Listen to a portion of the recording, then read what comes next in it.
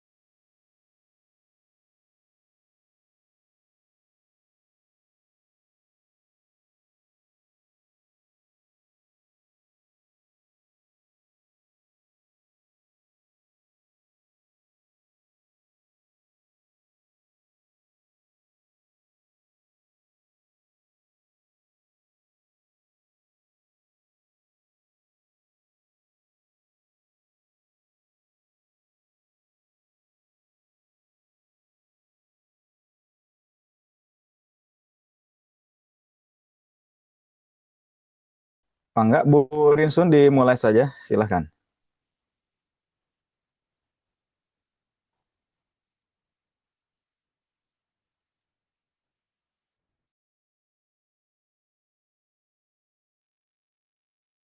Ya, Pak. Bismillahirrahmanirrahim. Assalamualaikum warahmatullahi wabarakatuh. Waalaikumsalam warahmatullahi Waalaikumsalam wabarakatuh. warahmatullahi wabarakatuh. Untuk Waalaikumsalam warahmatullahi mengawali, wabarakatuh. iya, terima kasih.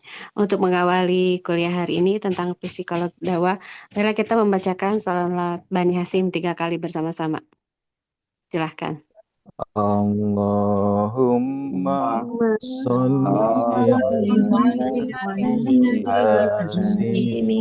محمد وعلى Ali وسلم تسليما Allahumma اللهم صل على Nasi القاسم Muhammad wa محمد وسلم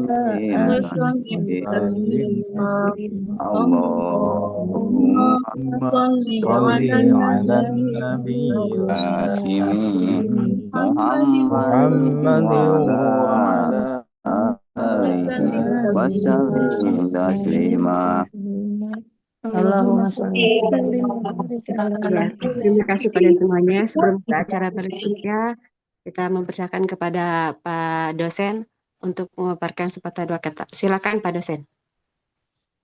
Baik, terima kasih Ibu Rinsun yang sudah memandu untuk pertemuan kita kali ini.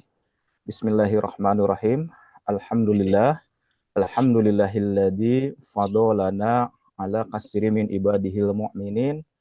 Illahi anta maksudi warudha kamatlubi a'tini mahabbataka wa marifataka wa atini ma'aka abada. Alhamdulillah pada kesempatan ini menjelang detik-detik UTS ya, baik yang reguler maupun khusus, kita tetap eksis dan semangat. Namun mohon izin sebelum kelompok C memaparkan hasil diskusinya yang tentunya akan dipresentasikan pada saat ini, ada beberapa hal yang tentunya ingin disampaikan. Mohon izin Bapak Ibu, rekan-rekan, apakah suara saya terdengar jelas? Jelas Pak Jelas. dosen. Oke.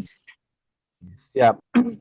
Yang pertama, Pak dosen. sebagaimana kontrak belajar khusus untuk UTS dan UAS mata kuliah yang saya ampu tentunya di BPI semester 3. Jadi dalam proses kegiatan diskusi dan tentunya kelompok yang sudah mengirimkan PPT dan juga tentunya sudah berdiskusi, artinya sudah melewati UTS ya. Nah, adapun nanti teman-teman yang belum terus saja berlanjut ya.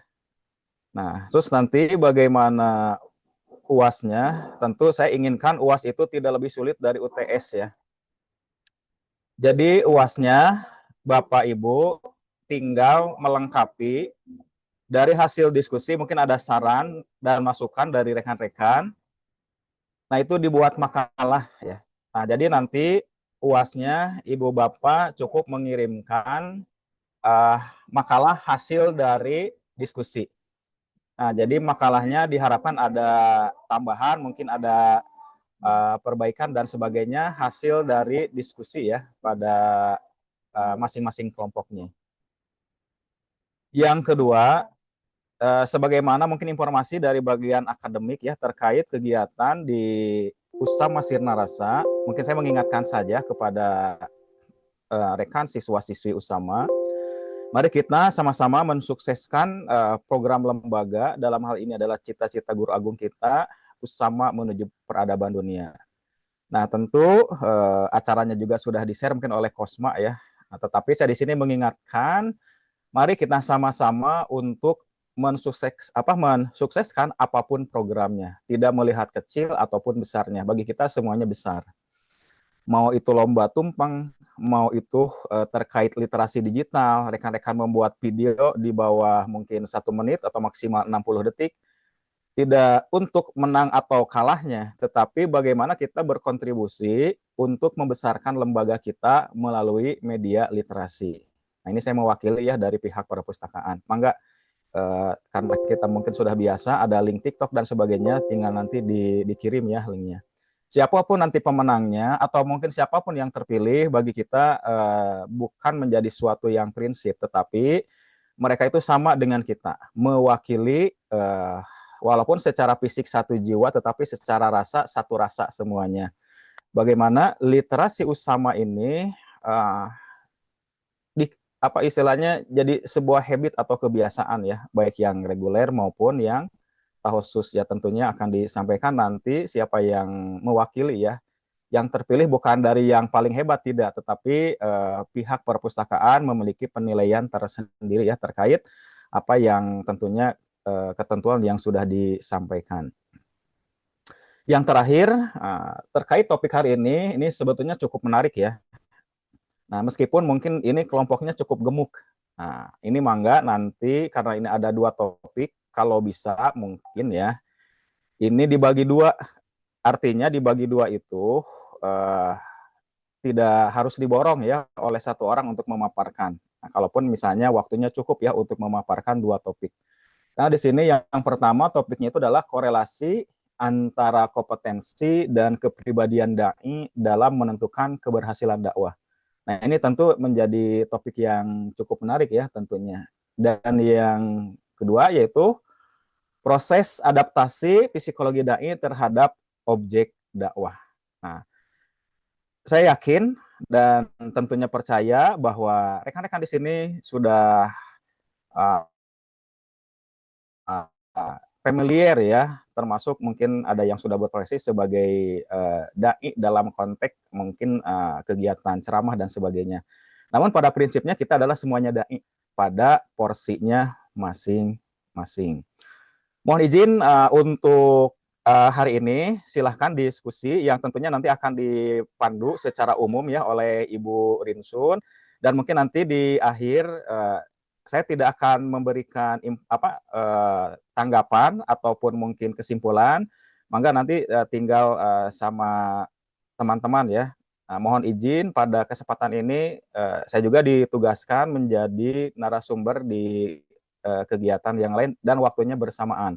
Nah, tetapi insya Allah akan menyimak dan tetap hadir di Zoom ini meskipun mungkin tidak on cam ya.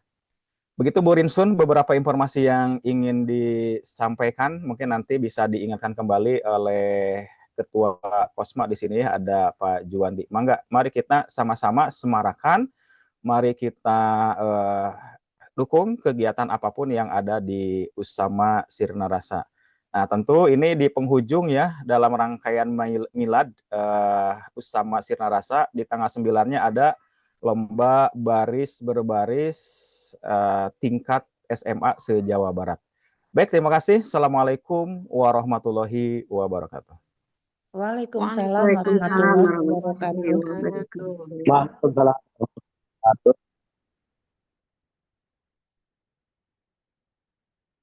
Oke, teman-teman, untuk menyingkat waktu, marilah kita ke mata kuliah ya. Hari ini tentang psikolog dakwah yang akan sekarang presentasi kelompok C. Mungkin saya yang akan memaparkannya. Minta izin dulu waktu sebentar. Maaf ini baru Iya, ya. Bentar ya.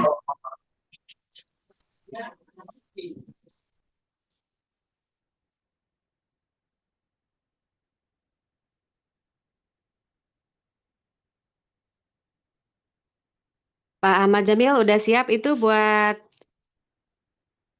yang di itunya, yang di laptopnya, buat materinya udah disiapkan?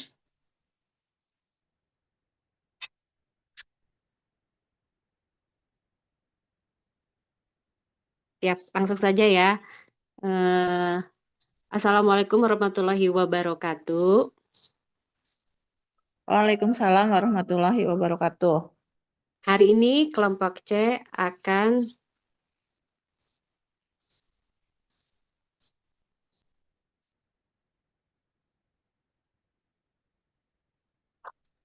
memaparkan materi hari ini, yaitu judulnya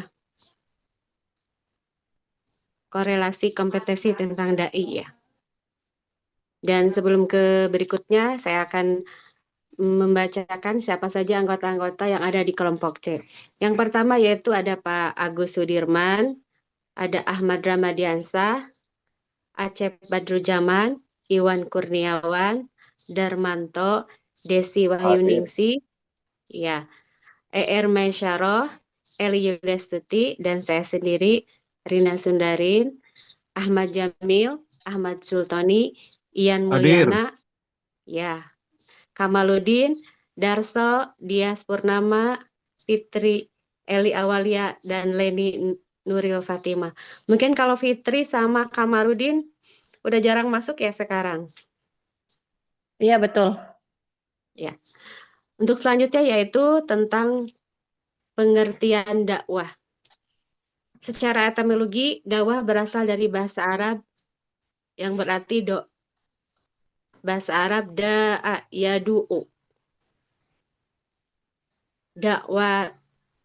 Dakwatan yang berarti memanggil, menyeru, atau mengajak.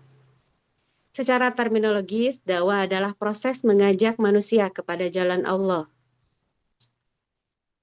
dengan penuh hikmah, mauizah hasanah atau nasihat yang baik, dan mujadalah atau dialog yang santun sebagaimana disebutkan dalam Quran surat An-Nahl ayat 125. Dengan demikian, dakwah bukan sekedar penyampaian pesan, melainkan juga usaha membina, mengubah, dan memperbaiki perilaku umat menuju kehidupan Islami. Sekarang tentang pengertian kompetensi dai. Kompetensi adalah seperangkat pengetahuan, keterampilan, dan sikap yang harus dimiliki seseorang agar dapat menjalankan tugasnya dengan baik dalam konteks dakwah. Kompetensi dai. Dan kompetensi dai itu mencakup 1. Ada kompetensi keilmuan, yaitu tentang penguasaan ilmu agama, Al-Quran, Al-Hadis, fikih halak, dan lain-lain. 2. Kompetensi tentang komunikatif, yaitu tentang kemampuan menyampaikan pesan dengan bahasa yang jelas, menarik, dan sesuai dengan kondisi mad'u. 3. Yaitu kompetensi sosial, kemampuan memahami kondisi psikologis, sosial, dan budaya masyarakat. 4. Kompetensi manajerial, yaitu kemampuan mengatur kegiatan dakwah secara efektif dan efisien. Selanjutnya yaitu pengertian kepribadian dai. Kepribadian adalah keseluruhan karakter, sifat, dan sikap yang melekat pada diri seseorang. Bagi seorang dai, kepribadian yang baik akan tercermin pada akhlak mulia, kesabaran, kejujuran, keteladanan, dan kerendahan hati Rasulullah menjadi teladan utama dalam hal kepribadian dai. Sebagaimana firman Allah, sesungguhnya telah ada pada diri Rasulullah itu suri teladan yang baik bagimu, yaitu Quran surat Al-Ahzab ayat 21. Dan untuk selanjutnya yaitu dilanjutkan sama Bu ER. Silahkan. Baik, terima kasih Bu Rinsun. Untuk selanjutnya, landasan teori. Psikologi dakwah dalam perspektif Islam. Psikologi dakwah adalah kajian yang menitik beratkan pada aspek kejiwaan dalam proses dakwah, baik dari sisi dai maupun mad'u. Dalam perspektif psikologi dakwah, seorang dai dituntut untuk memahami kondisi mental dan emosional objek dakwah. Menggunakan metode dakwah sesuai dengan karakter mad'u menunjukkan empati, kesabaran, dan akhlak mulia sebagai strategi pendekatan. Yang faktor-faktor yang mempengaruhi keberhasilan dakwah. Keberhasilan dakwah dipengaruhi oleh banyak faktor, diantaranya 1. Kompetensi dai, seperti pengetahuan, keterampilan, dan kemampuan komunikasi. Yang kedua, kepribadian dai, akhlak, keteladanan, dan sikap. Yang ketiga, kondisi mad'u, latar belakang pendidikan, psikologi sosial, dan budaya. Yang keempat, metode dan media dakwah yang digunakan. Yang kelima, lingkungan sosial yang mendukung atau menghambat proses dakwah.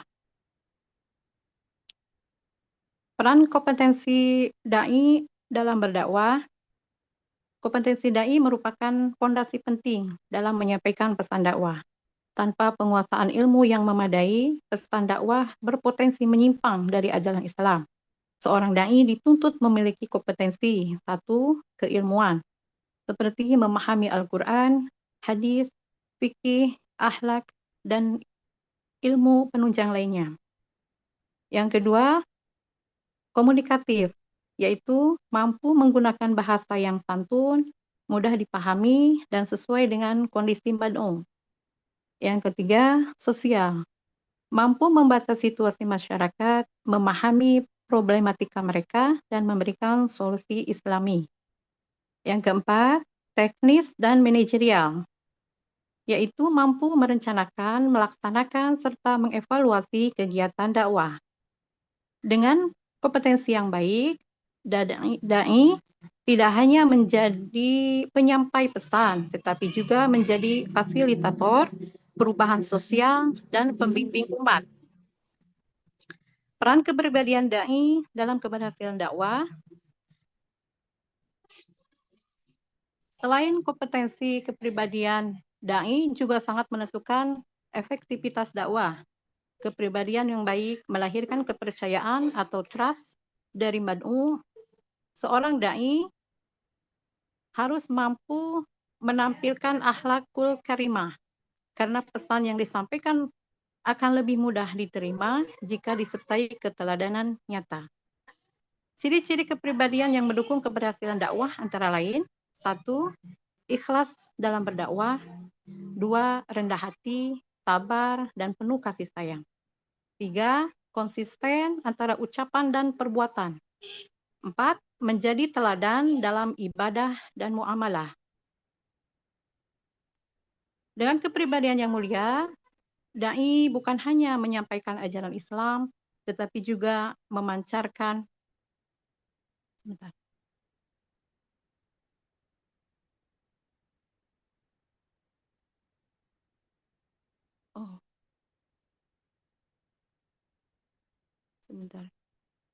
Kemana suaranya?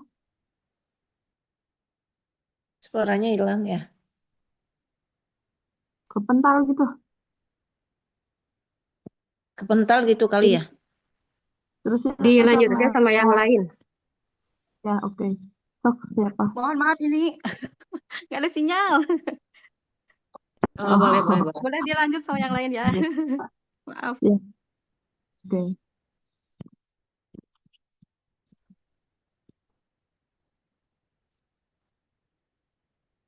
Mangga sama Pak Ahmad dulu ya, Pak Ahmad. Pak Ahmad Jamil. Saya lanjutkan ke korelasi kepribadian dan kompetensi. Saya analisa korelasi antara kompetensi dan kepribadian dai. Kompetensi dan kepribadian merupakan dua aspek yang saling mendukung. Kompetensi tanpa kepribadian akan menjadikan dakwah kering, intelektualitas semata dan kurang menyentuh hati mad'u. Sebaliknya, kepribadian tanpa kompetensi akan menjadikan dakwah miskin materi, dangkal, dan berpotensi menyesatkan. Oleh karena itu, korelasi antara kompetensi dan kepribadian dapat digambarkan sebagai berikut. Kompetensi memberi kekuatan pada isi dakwah, kepribadian penyampaian dan penerimaan dakwah. Keduanya saling menguatkan. Seorang dai yang berilmu, komunikatif, dan disertai akhlak mulia akan lebih mudah mendapatkan simpati di dakwah. Hal ini dikenal dengan harmoni kognitif efektif, yakni kesesuaian antara isi pesan, kompetensi dengan sikap penyampaian atau kepribadian. Kesimpulannya adalah 1. Kompetensi dan kepribadian sama-sama penting. Keduanya harus imbang agar dakwah berhasil. Ketiga, dai yang berilmu dan berakhlak akan lebih dipercaya masyarakat. Ya, demikian presentasi kelompok C. Kami ucapkan terima kasih dan silakan untuk menanggapi atau ada pertanyaan. Terima kasih. Assalamualaikum warahmatullahi wabarakatuh. Waalaikumsalam warahmatullahi wabarakatuh. Waalaikumsalam warahmatullahi wabarakatuh. Ya, terima kasih teman-teman yang sudah memaparkan tadi materi. Mungkin dibuka sesi pertama dengan tanya jawab dulu, 3 orang dulu kali ya. Dipersilakan buat kelompok yang lain buat bertanya kalau ada hal yang kurang mengerti tentang materi tersebut. Dipersilahkan.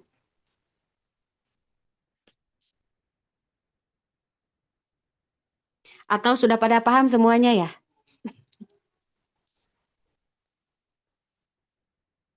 Iya, kalau udah paham kita lanjut materi kedua begitu. Alhamdulillah. Tahan dulu Bu Eli. Siap. Oke, ini teman-teman masih ada ini. Tapi saya menyimak ya, mendengarkan atau harganya nggak ada. Tes. Ayo kelompok A, B, C, D, E. Silakan. Ada yang mau ditanyakan? Mangga dilanjut dulu sama yang lain. Baru baca-baca ini tadi lihat gambarnya nggak sesuai sama bacaannya, jadi pusing. Iya tadi loncat-loncat Yang itu aja dulu. Yang layarnya. didengarkan, yang dibacakan mungkin. Oke. Atau mau dilanjut dulu ke materi berikutnya dulu, nanti disatukan gitu. Iya, mending lanjut dulu aja. Oke, sambil menunggu pertanyaan, dilanjutkan kepada materi berikutnya. Silakan yang mau membacakan. Bu Eli, silakan. Iya, tolong itunya materinya, bentar.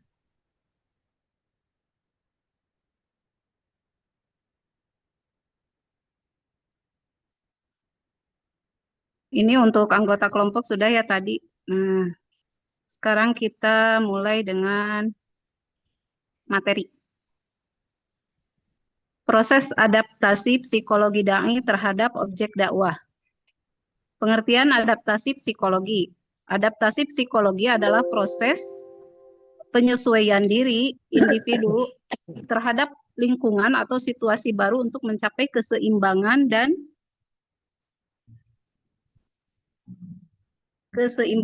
kenyamanan psikologis. Lanjut. Definisi adaptasi psikologi. Definisi adaptasi psikologi adalah kemampuan individu untuk menyelesaikan atau menyesuaikan diri dengan lingkungan atau situasi baru, baik secara internal maupun eksternal untuk mencapai keseimbangan dan kenyamanan psikologis. Adaptasi dapat berupa perubahan perilaku, kognitif, atau emosi yang memungkinkan individu untuk menghadapi tantangan atau perubahan dalam lingkungan dengan lebih efektif. Lanjut. Proses adaptasi psikologi dai. Proses adaptasi psikologi dai adalah proses penyelesaian dai terhadap objek dakwah lingkungan dan situasi dakwah untuk mencapai efektivitas dakwah. Berapa tahapan proses adaptasi psikologi dai? Yang pertama, pemahaman objek dakwah. Kedua, penyesuaian komunikasi.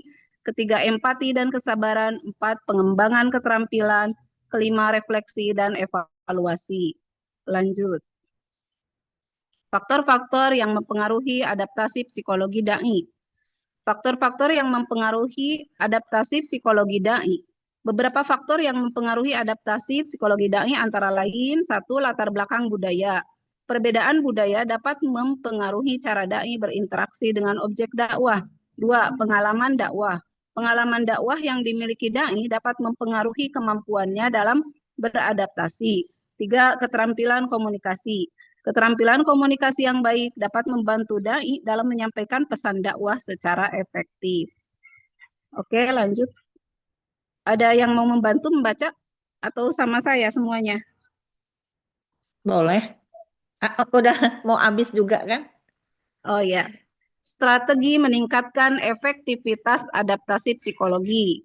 Strategi meningkatkan efektivitas adaptasi psikologi, ada beberapa strategi yang dapat diterapkan dai untuk meningkatkan efektivitas adaptasi psikologi. Antara lain, 1, membangun hubungan yang baik. Dai perlu membangun hubungan yang baik dengan objek dakwah untuk meningkatkan kepercayaan. 2, menggunakan bahasa yang sesuai. Dia harus menggunakan bahasa yang sesuai dengan objek dakwah untuk memudahkan pemahaman. 3, mengembangkan empati. Dai perlu mengembangkan empati untuk memahami perasaan dan kebutuhan objek dakwah. Oke, next.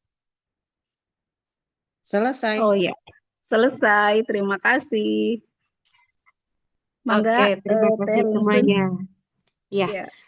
Terima kasih Bu Eli dan teman-teman yang lainnya. Juga dipersilakan sesi tanya jawab. Mungkin ada hal yang kurang dimengerti. Untuk kelompok A, B, D, E, silahkan.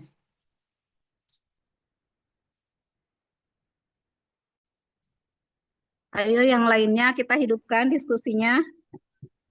Ini pada ada nggak orang-orangnya? Curiga ini orangnya apakah nggak ada? Coba Terinsun ini Ada. kameranya oke. Pak Ketua ada. Tentang psikolog dai gini, adaptasi psikolog dai itu yang kedua.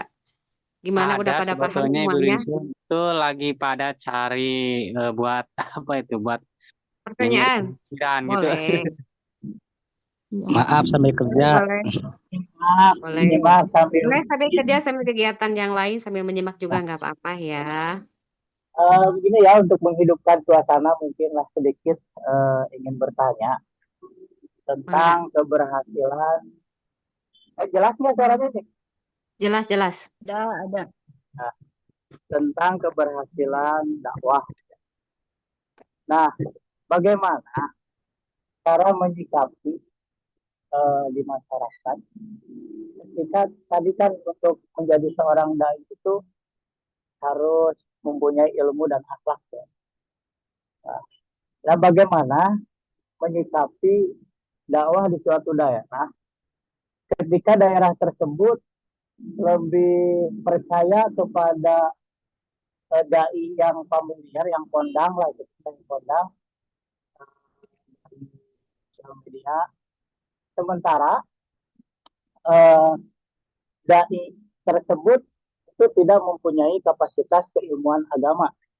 Contoh misal, kita sekarang ini dihadapkan dengan seorang yang mengatakan ustaz, tapi beliau sendiri tidak mengaku.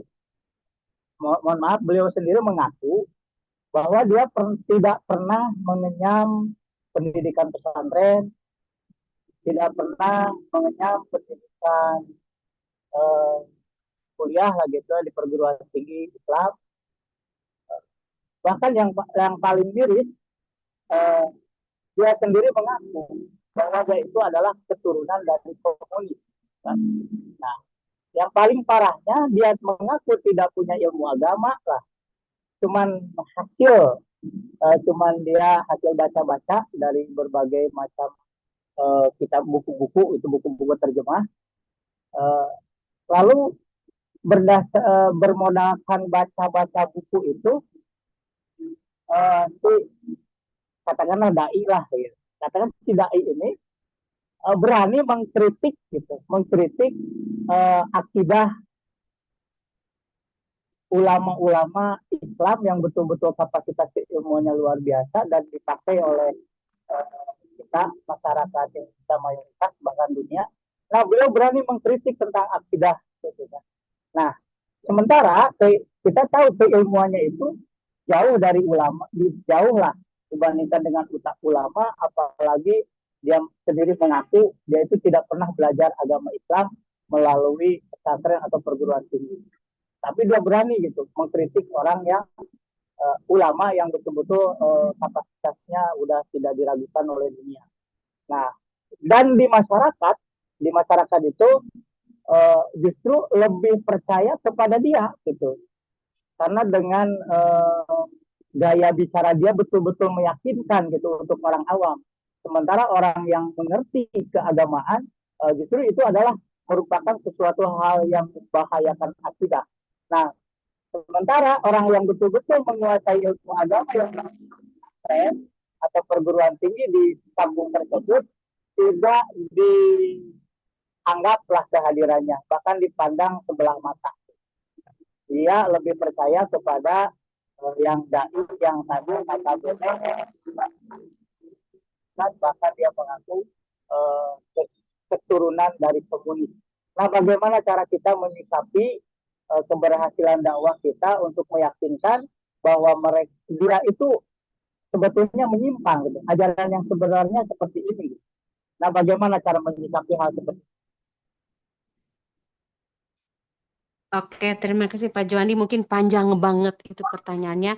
Kita di intinya saja. Jadi bagaimana cara menyikapi orang atau dia basicnya bukan dai ya, tapi dia berani mengkritik para ulama besar misalkan seperti itu. Kalau boleh tahu mungkin Pak Juandi itu menyimpangnya seperti apa? Dakwahnya dia menyimpangnya seperti apa gitu? Ya, intinya tentang ketuhanan. Ketuhanan tidak harus diilmiahkan dan lain sebagainya. Oke. Silakan kelompok C yang lain mungkin bisa menjawab pertanyaan Pak Juandi. Dipersilahkan.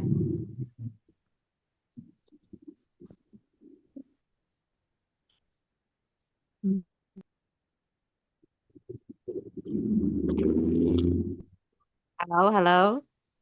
Iya. Boleh Ada menjawab? kedengaran nggak? Pak Juandi. Ya, boleh menjawab. Ya, silahkan. Nah, kalau menurut saya ya memang bagus sekali pertanyaannya Pak Juandi, dan memang itu suatu apa permasalahan yang memang ada gitu ya di masyarakat kita, pastilah. Pasti yang ditanyakan oleh Pak Juandi itu memang ada gitu, keadaannya seperti itu. Tapi eh, yang kita harus lakukan adalah tidak boleh menerima ulah di lawanan gitunya, namun bahasa Sunda nama. Jadi kita itu harus fokus aja gitu pada kebaikan diri kita.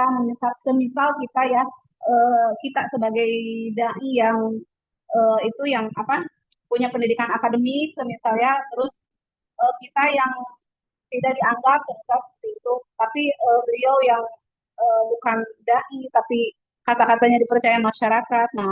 Nah, jadi kita ya jangan dilawan aja. Jadi terus memang perlu hati-hati. Jadi untuk menasehatinya juga perlu hati-hati, kan kata pangarsa Abah juga, ulah non ulah sarwana jangan non meneliti murid orang lain ya, seperti itu. Jadi kita fokus aja pada diri sendiri dengan ilmu yang kita miliki, terus kita apa bukan ajarkan, jadi amalkan ilmu yang kita miliki untuk diri pribadi kita terutama, dan juga bisa untuk kebaikan umat. Mungkin itu jawaban dari saya. Silakan ada yang menambahkan. Iya. Oke, Boleh terima kasih Bu menambah Ani. Mungkin yang Izin, lain boleh, silakan. Insya Allah. Ya, Bismillahirrahmanirrahim. Izin menambahkan. Jadi ya boleh. kalau penambahannya adalah, jadi kita mencari tahu penyimpangan yang disiarkan mengenai tauhid oleh dai yang tidak mempunyai latar belakang pesantren gitu ya, tanpa mengecilkan beliau, karena mungkin juga mempunyai keilmuan yang tinggi di bidang lainnya gitu ya. Kurang Tapi matang kita ya coba Bang. kedengeran ya, maaf. Jadi tambahannya adalah kita mencari hadis dan mungkin ayat Al-Quran apa yang menguatkan atau melemahkan pernyataan beliau, untuk kemudian tanpa menjatuhkan atau merendahkan, mengajak untuk audiens itu, pendengar itu berpikir ya, bahwa ini ada ayat seperti ini, ada hadis seperti ini, jadinya kalau kita mau menyatakan itu secara halus, tidak langsung menyalahkan gitu, tapi untuk siar yang pendidikan membawa pendidikan yang sebenarnya itu, dari pernyataan beliau yang sebetulnya itu melenceng, itu apa gitu. Mungkin itu ya, menambahkan dari sisi hadis dan ayat Al-Quran tentang siar tauhid yang melenceng itu. Tambahannya sekian. Terima kasih. Wassalamualaikum. Waalaikumsalam. Terima kasih Bu Desi. Gimana Pak Juandi, jawabannya sudah puas? Ya kalau belum akan saya tambahkan ya. Kedengaran nggak? Kedengaran, silakan Bu Leni. Kedengeran. Kedengaran nggak? Iya, silakan. Ini ya. Ya. Begini ya. Ini kan terkait evaluasi dakwah. Evaluasi dakwah. Nah, setelah kita evaluasi, terus kita apa yang tadi Ibu Desi sampaikan, kita mencari dalil-dalil, bahkan setelah ketemu dalilnya, seperti kemarin didiskusikan di Tausidur, bahwa orang yang belajar tanpa guru itu cenderung menyesatkan. Bahkan banyak sedikit kebenarannya, bahkan banyak salahnya. Nah itu sudah disampaikan ke beberapa masyarakat tertentu. Yang jadi saya khawatirkan begitu. Nah, dulu saya saat, mohon maaf ya, saya sebut nama daerah ya, biar tidak bias. Dulu saya waktu ikut pendidikan santri siap guna di Darut Tauhid sebelum sempat belajar segmen. Nah, kita itu dikerahkan oleh pesantren itu ke satu daerah, tapi mohon maaf lah, takut tersinggung ya, satu daerah, yang mana daerah itu 4 desa di non-muslimkan, dimurtadkan. Nah, salah satu penyebabnya itu ya seperti itu. Karena daerah itu pertama karena percaya kepada orang yang terkenal daripada di tempat yang kurang terkenal, kemudian mudah juga dengan satu kedudukan. Nah, untuk menyikapi hal seperti itu sebagai katakan dai yang keterbatasan dengan popularitas dan ekonomi, untuk menyikapi seperti itu bagaimana? Apakah kita biarkan saja seperti tadi yang dikatakan oleh Bu Eli ya, kita fokus kepada akhlak kita sendiri dan membiarkan mereka keluar dari akidah. Karena ini di samping kita punya keinginan untuk mempertahankan akidah kita kepada masyarakat, tetapi di sisi lain masyarakat itu lebih percaya kepada ucapan-ucapan orang yang terkenal dan berduit gitu. Nah, secara teknisnya gitu seperti itu bagaimana?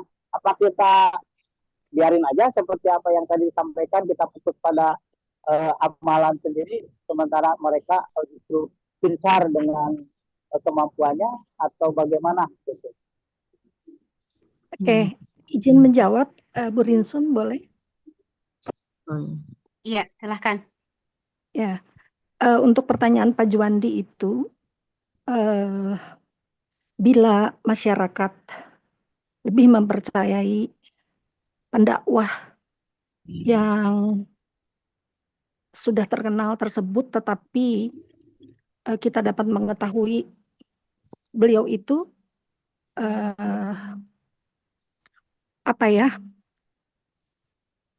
ada kelemahannya dari sisi dakwahnya, karena tadi dikatakan di awal bahwa melenceng dakwahnya itu, misalnya masalah ketauhidan.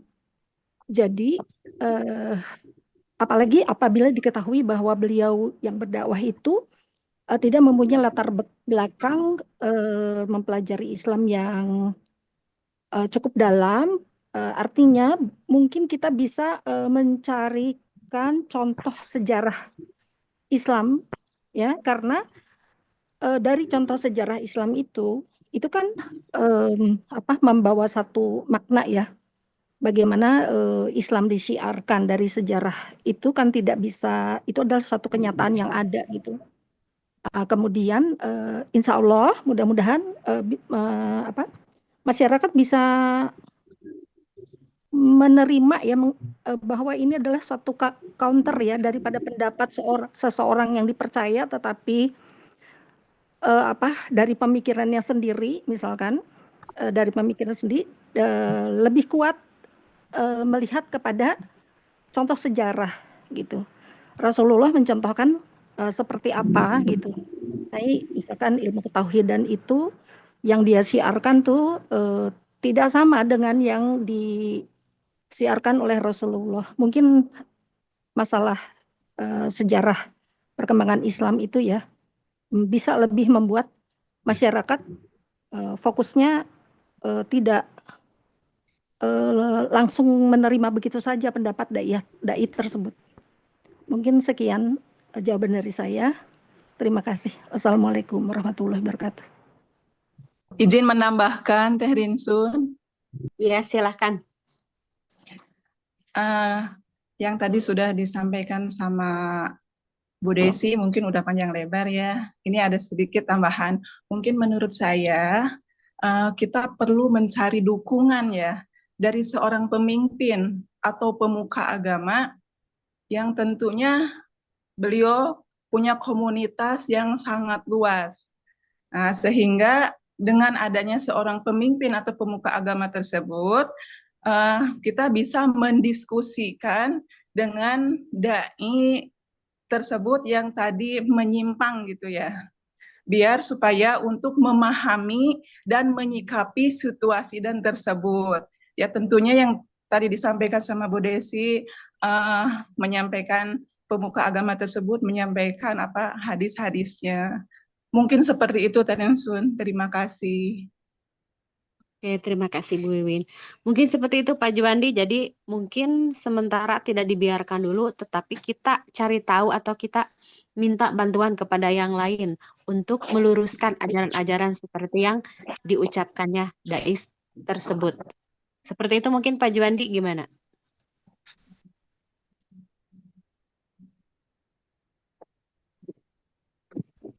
Halo Pak Juwandi, masih ada sinyal? Ya, ada hadir masih hadir menyimak. Hey. Ya, Mungkin terima seperti kasih itu ya yang mungkin kesimpulannya. ya memang betul apa yang dikatakan Wiwin ya. Kita itu sebetulnya untuk mengendalikan seperti itu ya Peket suaranya. pertama Lup-lup suaranya. Ya, Putus-putus. suaranya lup-lup. Ya, di saya tidak, juga ya, sinyal itu ya. mungkin begitu kesimpulannya ya mungkin ya kita memerlukan bantuan dari aparat pemerintah kemudian Ya. ulama yang lebih terkenal lagi misalnya seperti waktu saat itu kita bersama-sama terjun 700 santri dan bersama Hakim sekaligus kemudian kami di sana melakukan penggalangan dana. Nah dari sini setelah kembali lagi kepada akidah yang diyakini sebelumnya yaitu Islam, nah ada PR lagi, gitu. PR laginya itu di sana fasilitas-fasilitas keagamaan memang hancur semua, seperti musola, masjid, Quran dan lain sebagainya. Mungkin di sini kesimpulannya mungkin ya untuk evaluasinya sepertinya diperlukan seorang ulama yang betul-betul kaliber di atas dia dai tersebut yang menyimpang. Kemudian perlu juga penggalangan dana dari kita untuk membangkitkan ekonomi dan kehidupan. Seperti itu mungkin ya. Ya, seperti itu. Boleh. Terima kasih. Izin menambahkan. Boleh nggak? Izin menambahkan. Tambahin dikit boleh kak? Itu saya tahu itu daerah mana itu. Biar kita ini. Boleh sok Pak Ian. Oke Pak Ian, boleh sok. Oke, Pak Ian dulu. Nah benar ya. Saya dulu ya. Oke. Assalamualaikum warahmatullahi wabarakatuh. Waalaikumsalam. Terkait apa yang disampaikan Pak Juwandi bahwa ada beberapa desa gitu ya yang bukan orang Islam, berarti dari Islam pindah ke agama yang lain, artinya pemurtadan ya. Pemurtadan itu sebetulnya ada beberapa faktor, ya gitu kan. Jadi salah satu di antaranya yang utama adalah sebetulnya adalah masalah ekonomi. Di masyarakat kita terkadang gara-gara masalah ekonomi itu bisa pindah agama. Karena apa? Satu adalah perhatian dari pemerintah terhadap kesejahteraan masyarakat di sana itu kurang. Sehingga ada misionaris dari agama yang lain kemudian turun membawa bantuan dalam bentuk makanan sembako. Sehingga perlahan-lahan mereka mendakwahkan agama lain di kampung tersebut. Yang kedua adalah kurangnya para ulama di lingkungan sekitar yang mau terjun ke sana. Jadi seperti yang dalam Malkobah gitu ya, bahwa ketika bertemu dengan orang miskin jangan didahulukan dengan ilmu, tapi dengan kesadaran apa? Yaitu tadi karena kondisinya mereka ekonominya barangkali di bawah garis kemiskinan, untuk makannya aja susah. Sehingga apa? Sehingga memang perlu dalam bentuk dalam bentuk pemenuhan kebutuhan mereka gitu. Betul tadi kata Pak Juwandi bilang ketika kita menggalang dana gitu kan kemudian datang ke sana sehingga akidahnya kemudian berpindah kembali. Nah, berarti pangkal utamanya adalah bahwa ekonominya dulu harus diperbaiki, baru mungkin akidahnya. Nah ini sebagai muslim untuk kita peduli terhadap sesama. Nah dalam hal ini memang kondisi di sana kan sulit ditempuh ya, jalurnya sulit ditempuh sehingga memang butuh waktu dan perjuangan yang ekstra untuk bisa mendakwah ke sana. Itu. Nah barangkali yang dimaksud Pak Juandi sebetulnya itu kali ya, artinya ada perubahan atau perpindahan keyakinan karena masalah ekonomi. Agama ditukar sama supermi gitu. Nah, itu kita sebut daerah mana? Daerah Cianjur. Makanya Abah selalu bilang, jangan sampai Cianjur itu kata lanjur. Nah, ini memang tugas kita sebagai mahasiswa Usama yang memang untuk mendakwahkan agama Islam. Pada saat terjadi kemarin musibah di Cianjur itu, saya juga sempat turun ke sana, itu luar biasa. Artinya memang butuh kepedulian ekstra, bukan hanya dari kita sebetulnya. Ini adalah bagian juga tugas dari pemerintah sebetulnya, memang kurang begitu hadir di daerah-daerah terpencil di daerah Jawa Barat gitu. Mungkin itu tambahan dari saya. Terima kasih. Assalamualaikum warahmatullahi wabarakatuh.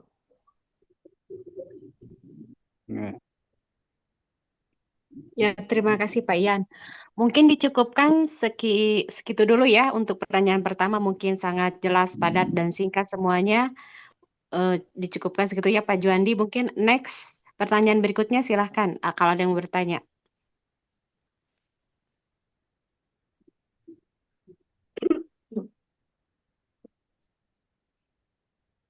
Silakan kelompok A, B, D, E untuk bertanya, dipersilahkan. Bu Rinson izin bertanya ya. Silakan Bu Rini.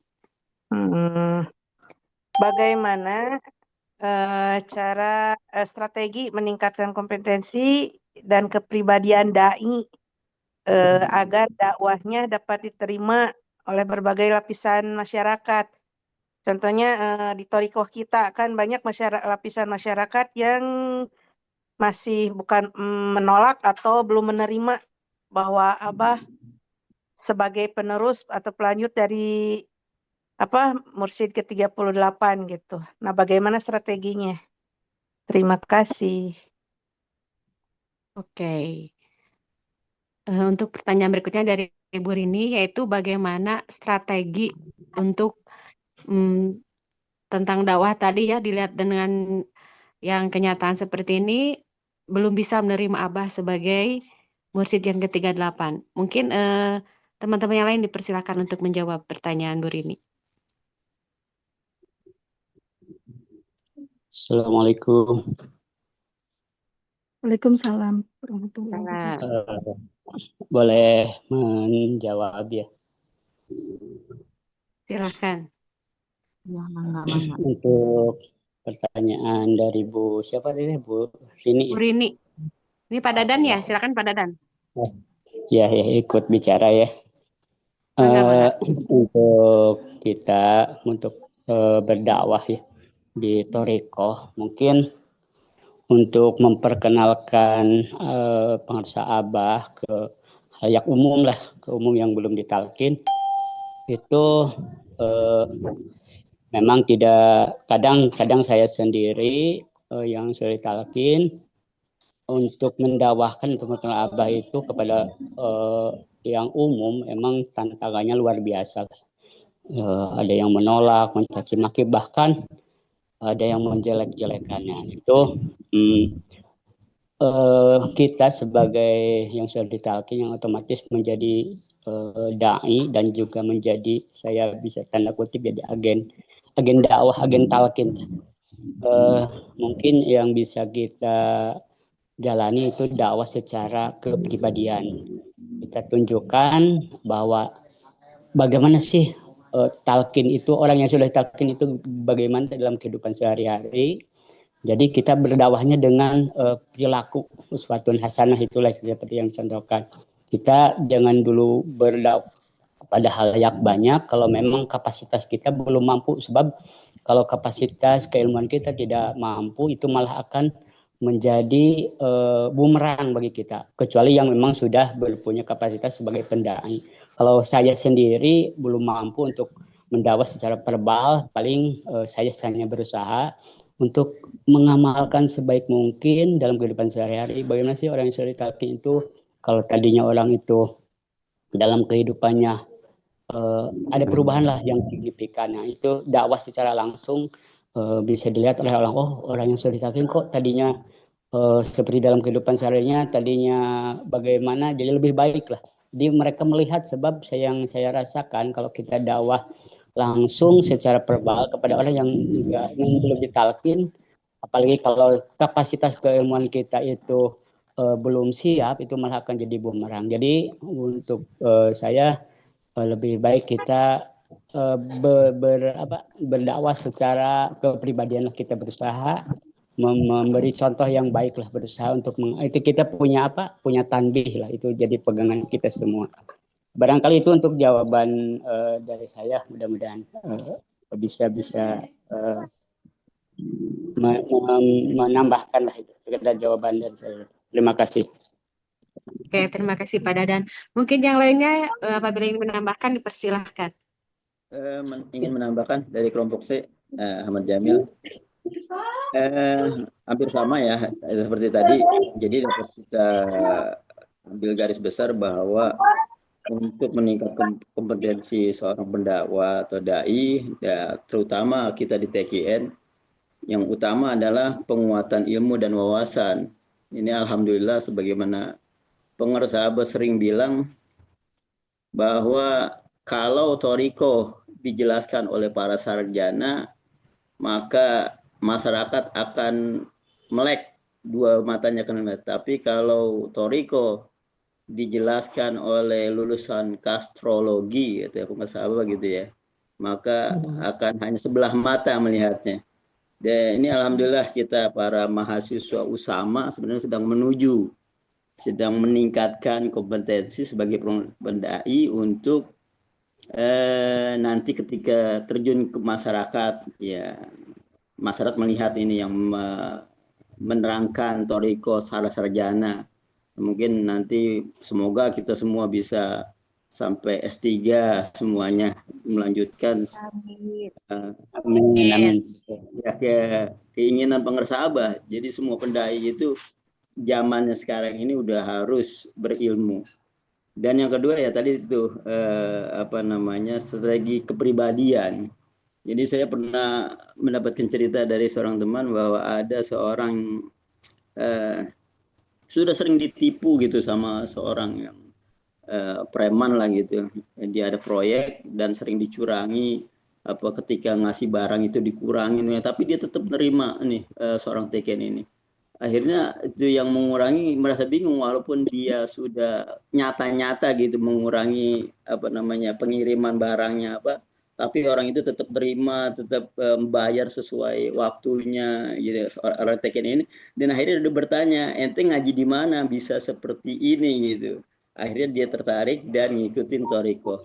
Jadi mungkin emang garis besar utamanya kita berwawasan, dan kedua kita berkepribadian yang bisa jadi contoh yang menarik masyarakat untuk bisa ber-TKN. Kalau kita sendiri di masyarakat berakhlak jelek, dilihatnya Thariqah pada berantem mulu misalnya, atau banyakkan berselisihnya, bagaimana masyarakat yang luar mau ngikut, ya gitu. Mungkin itu garis besarnya ya, ilmu dan kepribadian atau akhlak kita. Terima kasih. Ya, terima kasih Pak Jamil. Mungkin Bu Rini. Terima kasih, seperti arahan dari Pak Jamil, strateginya mungkin ya balik lagi ke pribadi dengan menunjukkan dan kita ditunjukkan di masyarakat, karena benar orang yang memiliki ilmu yang lebih banyak kalau ditampilkan dengan jawaban yang lebih menantang pasti bakalan menantang lagi. Tapi kalau dengan sikap dan perilaku, insya Allah ya mungkin dapat meluluhkan sedikit-sedikitnya hati mereka begitu. Ya, terima kasih. Gitu. Menjawab semuanya gundahan keresahan mereka dengan melihat tingkah laku kita gitu ya. Tidak kita berkoar-koar juga melihat pribadi kita dan tindakan, insya Allah nanti sedikit demi sedikit. Oke, next untuk pertanyaan berikutnya dipersilahkan. Boleh menambahkan sedikit tuh. Boleh, Sok. Boleh Pak Ketum. Itu betul sekali apa yang tadi disampaikan Pak Ahmad Jamil. Memang seperti itu adanya di masyarakat ya. Ketika kita bicara tentang ilmu, apapun ilmu, tapi ketika kita memperlihatkan akhlak yang kurang terpuji, nah ilmu itu seakan-akan seperti air di atas daun salak. Nah, jadi yang paling utama memang betul itu antara ilmu dan akhlak itu harus seimbang. Ya. Yang saya hanya ingin menambahkan seperti betul apa yang tadi dikatakan Pak Ahmad Jamil, sama Toriko, kalau kita ingin mengembangkan Toriko, kita perlihatkan akhlak dulu, kita sesama Toriko. Kenapa ini saya ingin sampaikan? Saya mirip sekali ya, mirip sekali di satu daerah, bahkan kemarin aja bulan kemarin terjadi ikhwan kita mau mudik kecelakaan. Kemudian bukan kami karena bukan wilayah saya ya, cuman saya dapat informasi. Nah di sana katanya dari pengurus Bandung Barat, karena saya saat itu tidak aktif karena saya hapus itu grupnya karena terlalu penuh. Nah di situ mengadakan penggalangan dana untuk membantu yang meringankan pengobatannya di rumah sakit. Nah yang membuat kami miris itu, nah, pertama saya tidak mengikuti beritanya. Yang paling miris itu kok tidak ada sedikit pun respect dari Iwan, gitu. Empati dari Iwan. Nah alhamdulillah tertolongnya ada satu orang ketika penggalangan dana itu membuat list itu nyumbang 100.000. Nah dari sekian ratus jamaah mungkin kalau digabungkan dalam satu kelompok madrasah itu mungkin bisa ribuan jamaah. Kok cuman hanya satu orang gitu kan? Saya sendiri malu gitu. Nah memang seperti itu untuk memperlihatkan dakwah kita kepada masyarakat bahwa Toriko itu ajaran yang betul, ya kita perlihatkan dulu rasa empati kita dulu, minimal lah kepada sesama ikhwan, dan mohon maaf saya sendiri sebagai manusiawi pernah tersinggung juga oleh beberapa ikhwan, beberapa madrasah, sementara setiap ada manakib saya selalu hadir dan memberikan berkhidmat apa yang mereka perlukan, kami khidmat gitu. Ketika saya sakit berbulan-bulan tidak ada satupun yang menengok gitu. Bahkan ketika ibu saya meninggal tidak ada satupun perwakilan dari ikhwan yang selama saya dakwah ke tempat tersebut memberikan tausiah dan lain sebagainya, tidak ada satupun dari ikhwan yang menyempatkan untuk datang ke tempat saya untuk takziah atau menengok. Nah dari situ maka timbullah kekecewaan sebagai manusiawi saya sendiri, ya turunlah empati, semangat juang di manakib. Nah ini hal-hal yang sederhana yang perlu kita perhatikan. Makanya pengersa Abah menyampaikan tekniknya sebetulnya ada 4. 1 bilisan, 2 tulisan dengan kita berkarya tulis, 3 berlukisan yaitu akhlak, yang keempat adalah bingkisan. Artinya ketika saudara kita mendapatkan musibah, mau tidak mau kita kalau ingin dakwah kita berhasil di masyarakat, tolonglah perhatikan minimal sebelum ke masyarakat, minimal ikhwan sendiri, karena banyak ikhwan yang kecewa dengan ajaran, sehingga salah satunya di samping banyak yang isu-isu dari luar mempermasalahkan tentang silsilah, dan di situ juga memang kekecewaan ikhwan tersendiri, sehingga mereka berpikir iya ya apalah ikutan Toriko, kok begitu saya datang ke musibahan gak ada yang membantu, sementara orang yang tidak pernah saya hadiri majelisnya mereka justru yang lebih datang terlebih dahulu. Ya mungkin itu sedikit tambahan Pak. Lanjut ke pertanyaan yang selanjutnya. Ya, dan memang di toriko kita itu Pak Ketu, permasalahannya itu masih berada di dalam toriko juga gitu. Kebersamaannya itu rasanya itu masih kurang gitu didapatnya. Memang di tempat saya juga begitu. betul Ibu seperti Ella itu. mengadakan penggalangan dana untuk apalah, ternyata secara langsungnya gitu jadi berbelit-belit gitu, jadi nggak langsung ke pihak ininya gitu, sasarannya gitu, jadi berbelit-belit. Nah itu yang masih terjadi di daerah saya itu begitu Pak Ketu, masih kurangnya apresiasinya mungkin atau kebersamaannya itu, saya juga masih mencari-cari gitu di mana letak permasalahannya gitu. Ya mungkin dari dalamnya juga sih masih bermasalah gitu. Nah, bagaimana itu cara meningkatkannya itu, mengatasinya mungkin. Itu bagaimana saya juga masih mencari-cari jawabannya gitu. Karena emang letaknya emang masih ada di dalam torikoh kita juga sih sebenarnya gitu.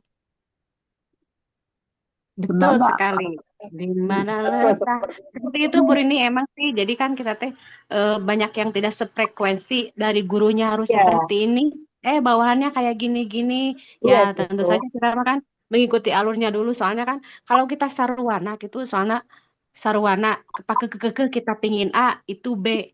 Jadi mau ada keselarasan. Kalau kita mah, jadi intinya sekarang ya saling memahami, saling menghormati dia aja dulu. Mungkin lama tahun juga dia akan ngerti tentang tanbih itu seperti apa prakteknya gitu. Jadi kebanyakannya egois ya. Ternyata yang apa itu teh, menjalankan itu lebih susah daripada untuk emang Mengajarkan. miris sekali saya juga Pak Juandi Betul, begitu, betul. ternyata saya juga begini gitu, sama gitu. Sama Pak Ketu, ternyata emang Berarti letaknya ada di dalam torikoh kita juga gitu. iya.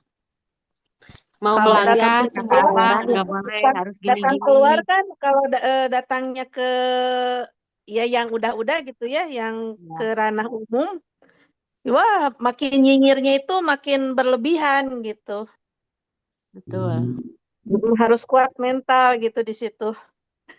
Nah, di Hidayah situ mah kita bukan diriadohkan dulu sama Abah. Jadi kita dikasih perjalanan seperti ini, caranya seperti apa? Pak itu ujian murid dari mursyidnya, seperti itu. Betul sekali Teh Izin menambahkan Bu, Mangga dipersilakan. ini ya. Jadi kadang di masyarakat kita itu banyak pemahaman yang sudah masuk toriko itu kadang kita mah udah punya abah ya, jadi udah ditanggung jawab, misalkan udah pasti benar kan, udah pasti masuk surga. Tapi kan di samping itu ada perilaku yang kurang apa ya, mungkin dari ilmu fikihnya atau dari ya mungkin dari misalkan kalau wanita ya, dari menutup aurat, jadi belum gimana, belum bisa seperti yang diajarkan oleh eh, ilmu fikih ya, oleh ajaran Islam gitu. Nah seperti itu, jadi kita juga sebetulnya memang harus menampilkan dari diri pribadi kita sendiri gitu. Memang dari orang-orang yang sudah masuk Torikoh juga belum semuanya baik. Nah, justru karena kita ingin merasa lebih baik, jadi kita itu ingin mengamalkan ajaran mursyid. Tapi di samping itu ilmu-ilmu yang dasarnya juga harus dipelajari gitu ya. Jadi tidak semata-mata karena sudah masuk torekat gitu ya. Jadi kita itu udah apa? Udah ya jadi Udah merasa ilmu-ilmu lebih baik.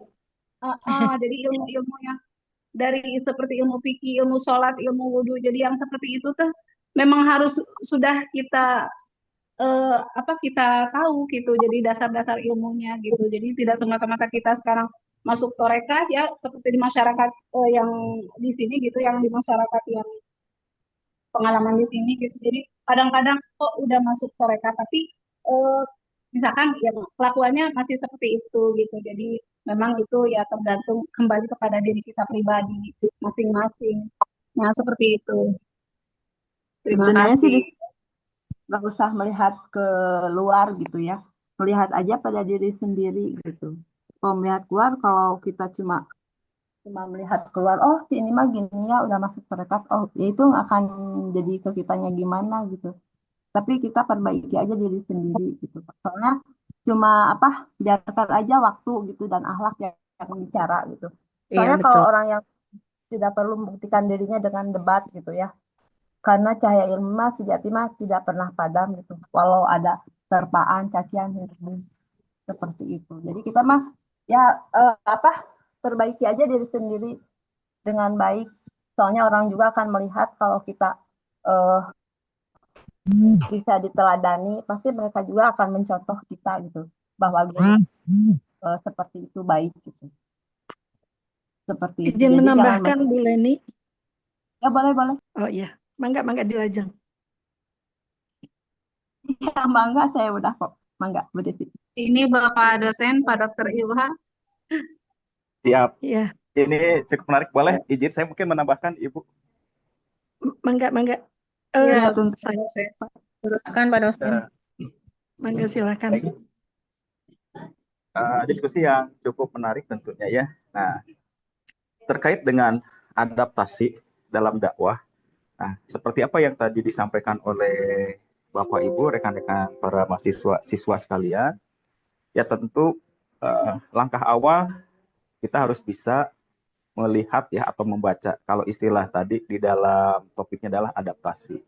Saya sering menyampaikan bagaimana kita bisa mengasesmen dulu, menilai sebelum tentunya kita bertindak.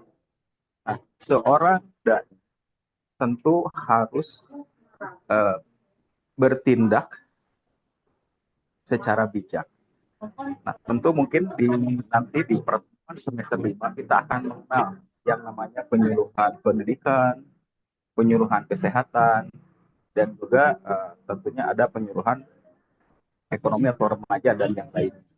Nah, tentu di dalam KBPI ini sama adalah dalam konteks dakwah. Masing-masing karakter masyarakat atau individu memiliki kekhasannya. Namun tentu secara fitrah, semua makhluk yang diciptakan ke bumi ini tentu dia memiliki nilai-nilai ketuhanan atau God spot-nya. Nah, meskipun ada orang atau mungkin individu atau kelompok yang dia tidak tidak bertuhan atau tidak berkeyakinan. Nah, dalam konteks psikologi dakwah yang tentunya dikaitkan dengan adaptasi.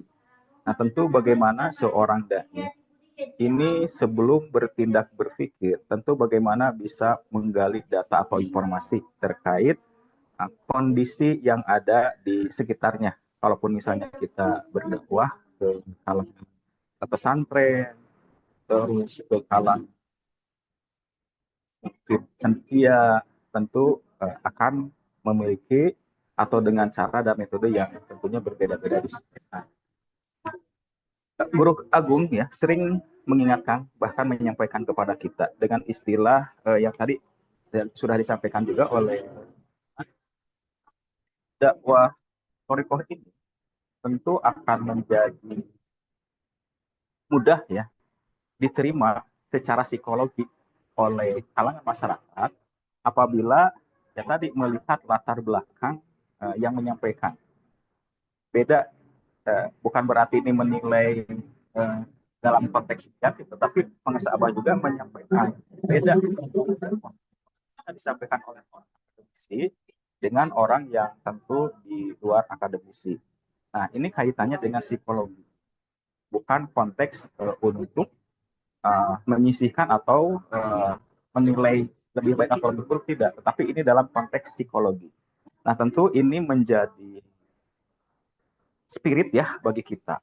Betapa luar biasanya guru kita untuk mensupport seluruh ikhwan akhwat untuk menjadi seorang sarjana atau ya kalangan akademisi.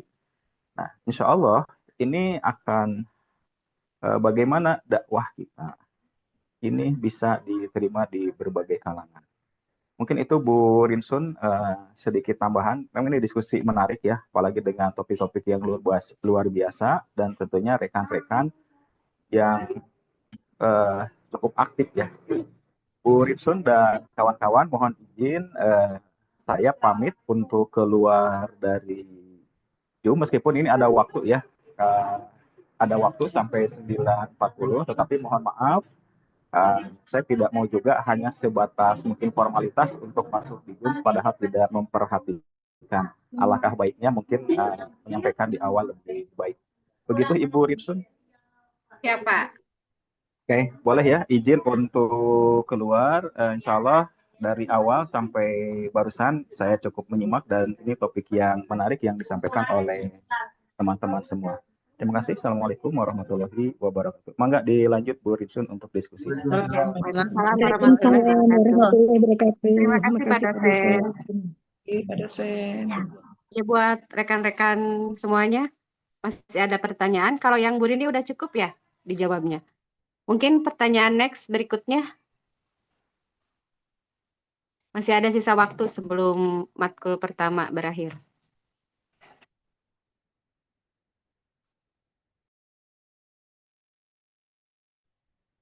Ayo semangat lagi rekan-rekan semuanya buat kelompok yang belum memberikan pertanyaan, dipersilahkan ditunggu pertanyaannya. Matkul kedua, matkul naon?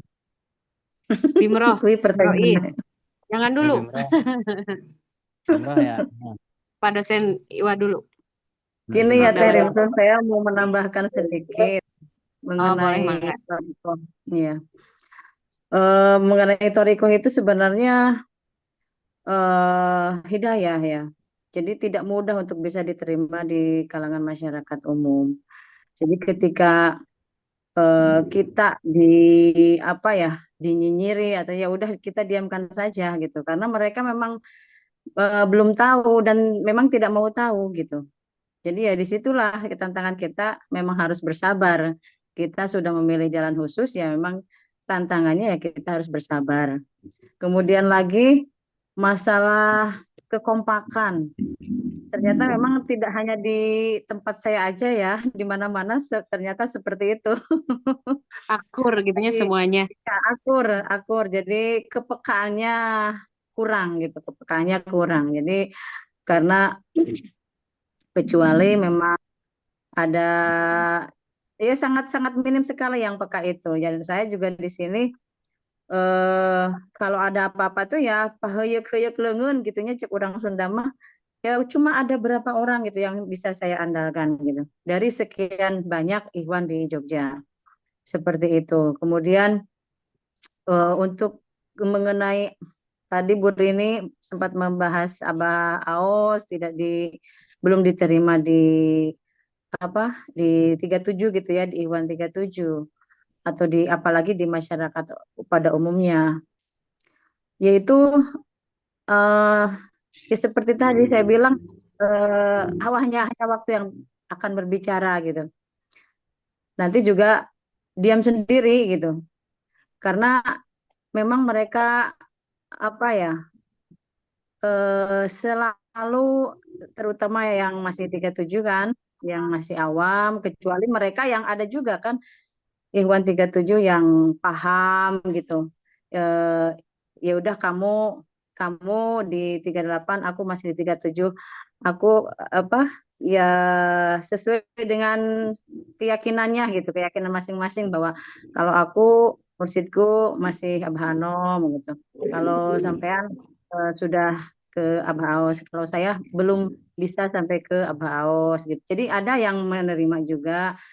Jadi toleransi ada, tapi kebanyakan memang masih bisa dibilang menyesatkan gitu. Karena dari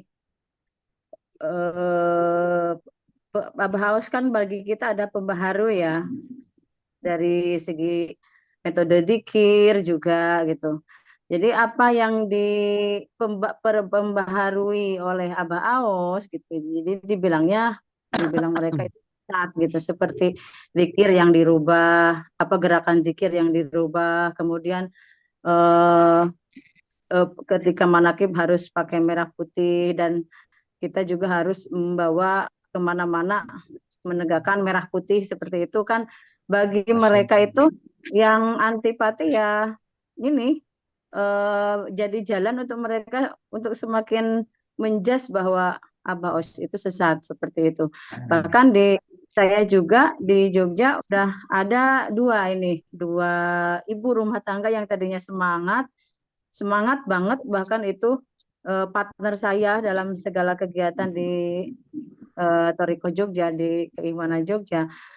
Karena suaminya membaca maklumat-maklumat tabah dan memang suaminya itu belum pada torikoh gitu, yaitu menyimpulkan bahwa Abah itu sesat dan istrinya tidak boleh lagi bertorikoh gitu, seperti itu. Jadi ditarik dari TKN seperti itu.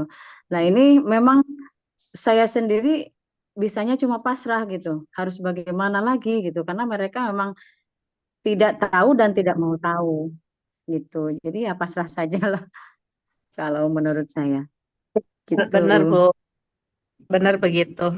Kita tunjukin aja kepribadian kita yang lebih baik dari yang sebelumnya. Dan memang Ya. sih saya juga ngerasa hilang gitu ya kebersamaan saya di waktu di 37 itu, kebersamaan Ibu Belanya itu benar-benar emang bagus gitu. Pengen menerapkannya juga di sini di Ibu Rela, ternyata dengan berbagai Susah. macam memang sangat bertantangan banget gitu. Iya, Ya, iya. jalani saja. Iya. Iya. Ya. Terima kasih. Terima kasih masukan-masukannya buat saya biar makin semangat lagi, makin baik lagi. Cuma lurus saja ke Abah ya. Lurus saja. Oke, Bu Rini semangat, bukan buat Bu Rini saja, semuanya harus semangat. Seperti ini kita diriadukan di perjalanan kan sama Abah seperti ini sebagai murid sama guru mursyidnya gitu. Oke, next. Yang lain ini enggak. Iya. Untuk pertanyaan berikutnya, mumpung masih ada waktu, dipersilahkan. Udah habis ya Teh. 9.40. Oh, udah habis saya mah ini jamnya. Lihat di Oh, jamnya kecepatan kali. Oh, berarti kecepatan jamnya ya. Iya. Mas, ini 9.25. Teh Haji Susi mau nanya enggak? Masih sibuk di kantor, Teh Haji Susi? Saya tadi keluar deh. Oh, enggak. Pak Der, tadi udah keluar Pak Der-nya belum? Sok atuh derkeun geura ramekeun deui. Ya, sok atuh. Izin nambahkan Bu Rinsun. Boleh, sok. Yang tadi pertanyaan dari Pak Juandia yang pertama, jadi intinya meluruskan penyimpangan akidah itu harus dengan ilmu, hikmah, adab, dan niat menjaga agama, bukan menjatuhkan pribadi.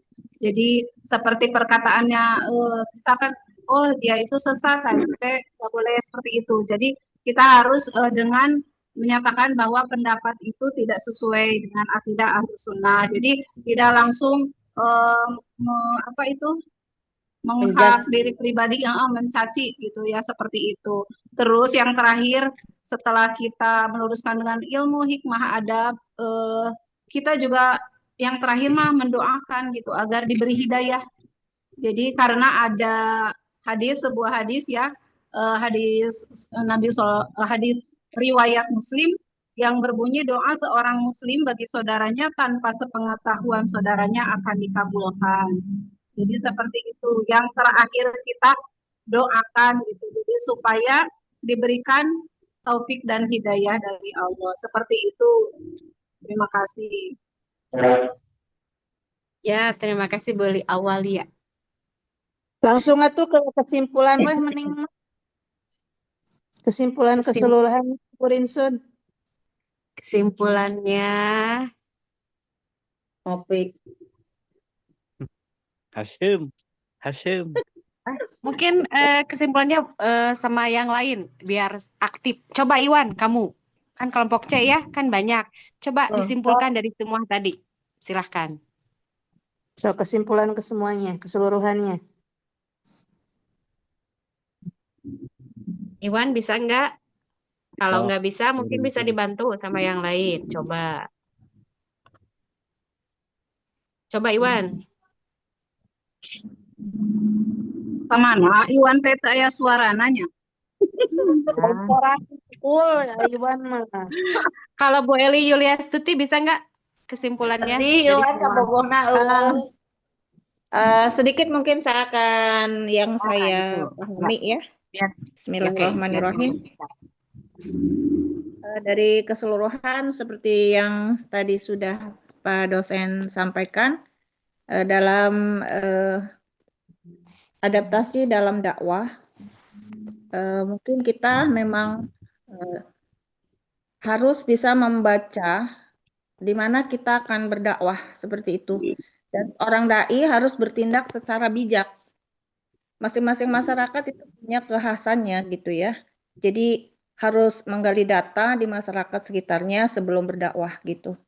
Jadi dakwah thariqah juga mudah diterima dengan latar belakang yang kita mau sampaikan harus kita memadain ya. Jadi kaitannya dengan psikologi. Jadi kita harus punya spirit buat kita sebagai calon dakwah gitu dengan keilmuan gitu ya. Selain juga yang harus berwawasan dan berkepribadian yang baik, ilmu dan akhlak, sikap dan perilaku gitu. Jadi dari yang sudah semua disampaikan mungkin harus punya pendidikan yang menunjang gitu ya, ilmu yang memadain gitu ya. Jadi memang disampaikan juga tadi sama Bu Sukma, bertoriko itu memang hidayah gitu ya. Jadi memang harus dihadapi dengan sabar, dengan segala ya kesabaran yang tak terbatas ya untuk menghadapi orang-orang yang tidak suka dengan bertorikoh gitu ya. Tetapi tetap menjaga adab gitu ya, tidak boleh mencaci dan harus seperti Bu Eli awalnya sampaikan juga terus mendoakan. Jadi memang doa itu yang kita utamakan semuanya gitu. Mungkin itu yang bisa saya sampaikan teman-teman. Assalamualaikum warahmatullahi wabarakatuh. Waalaikumsalam warahmatullahi wabarakatuh. Oke, terima Bu kasih Bu Eli Rinsun, Yuliastuti. iya. Apa? Ini untuk absennya nggak di-adding ya?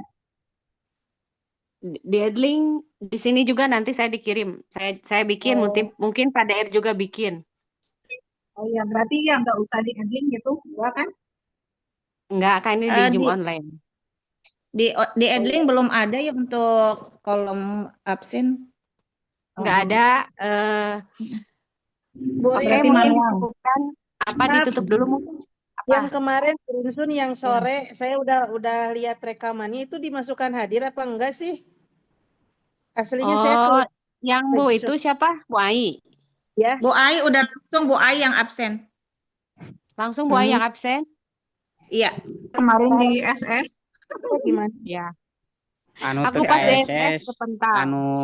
yang tidak ke SS berarti tidak hadir.